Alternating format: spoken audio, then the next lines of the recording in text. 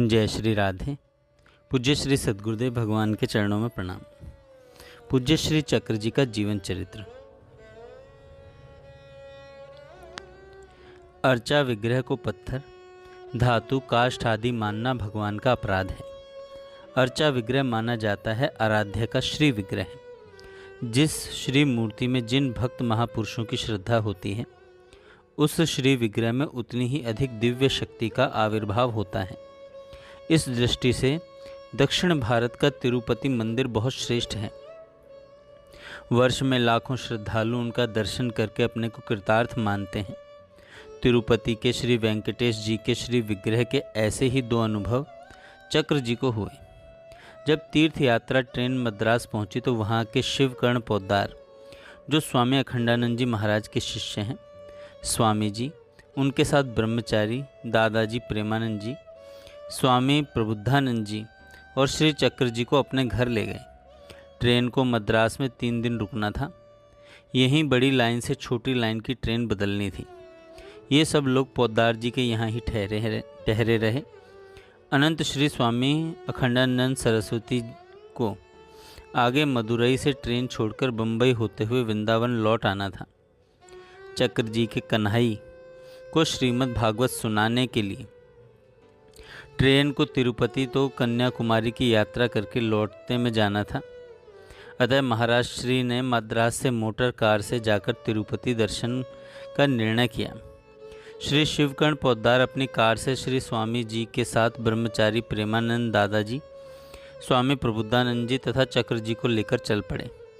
ये सब दोपहर से पहले ही तिरुपति पहुंच गए, किंतु वहां पहुंचकर सबका उत्साह समाप्त हो गया। तिरुपति का वर्ष का सबसे बड़ा मेला चल रहा था और उसका भी वह अंतिम दिन था। चारों ओर अपार भीड़ उमड़ पड़ रही थी। श्री शिवकर्ण पोद्दार की सलाह से उस भारी भीड़ के धक्के में घुसकर सभी मंदिर के गरुड़ स्तंभ तक पहुँचे। वहाँ एक और मंदिर मैनेजर का कार्यालय है, उसमें पहुंचकर एक और जहाँ भीड़ नहीं थी बैठ गए। मैनेजर से बात की तो शिवकर्ण जी को ही करनी थी।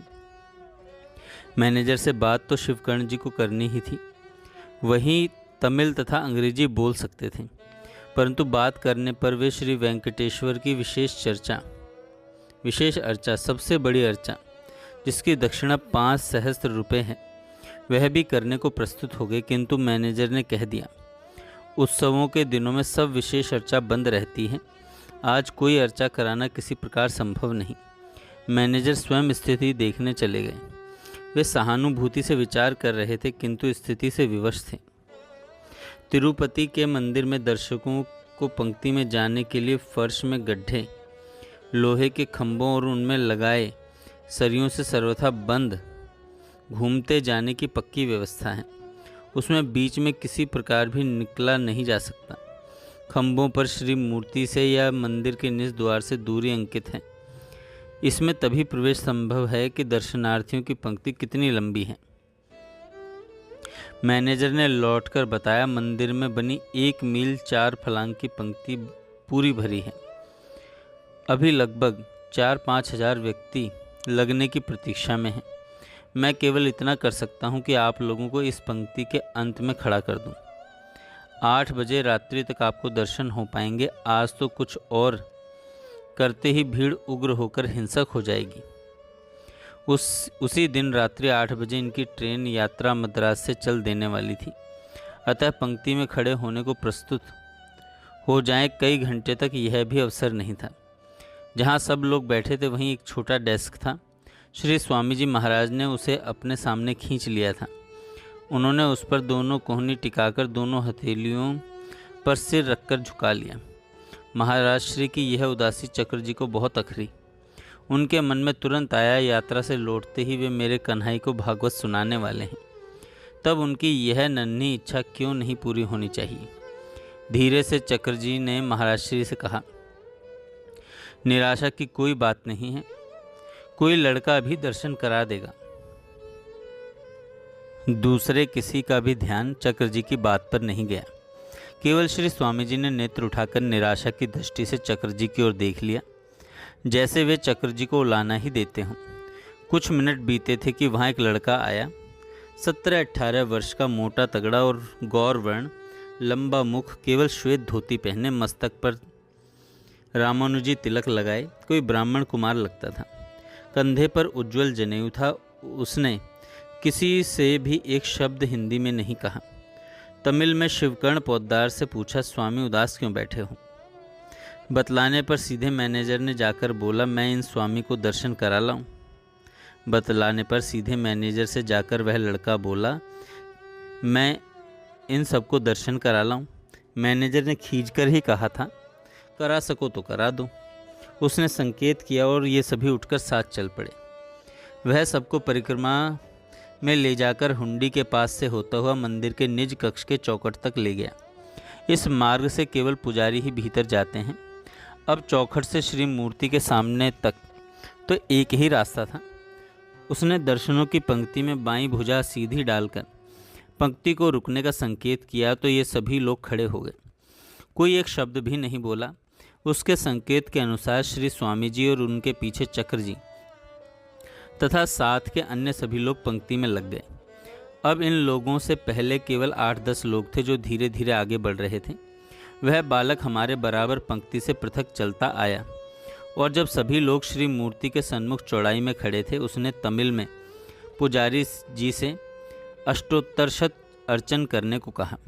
उस दिन मद्रास के उच्चाधिकारी, उनके घरों की महिलाएं तथा प्रभावशाली लोग स्वयं सेवक बने दर्शनार्थियों की पंक्ति के पास खड़े थे।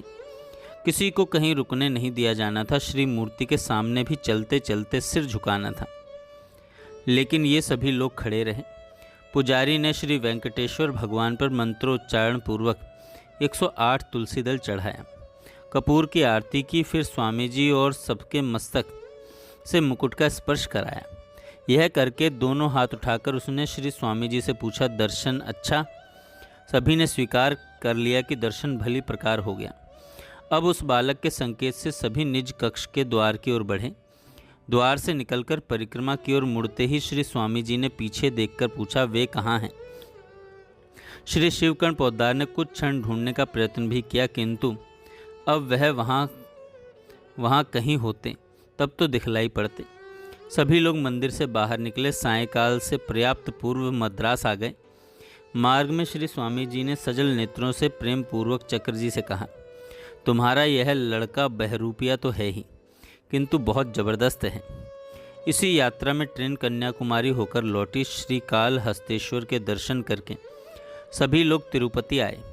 तिरुपति स्टेशन से ही सब बसों में चढ़कर प्रातः कुछ रात्रि रहते ही ऊपर आ गए। श्री स्वामी जी महाराज तो ट्रेन छोड़कर पहले ही वृंदावन लौट गए थे। ऊपर आकर चक्र जी ने मंदिर के पास आकर सरोवर में स्नान किया और सरोवर के दूसरे तट पर भगवान वराह के मंदिर में दर्शन करके लौट आए। बालाजी के मंदिर में चक्र जी पहुँचे तो प्रातः शयनोत्थान की आरती चल रही थी। आरती की तैयारी थी।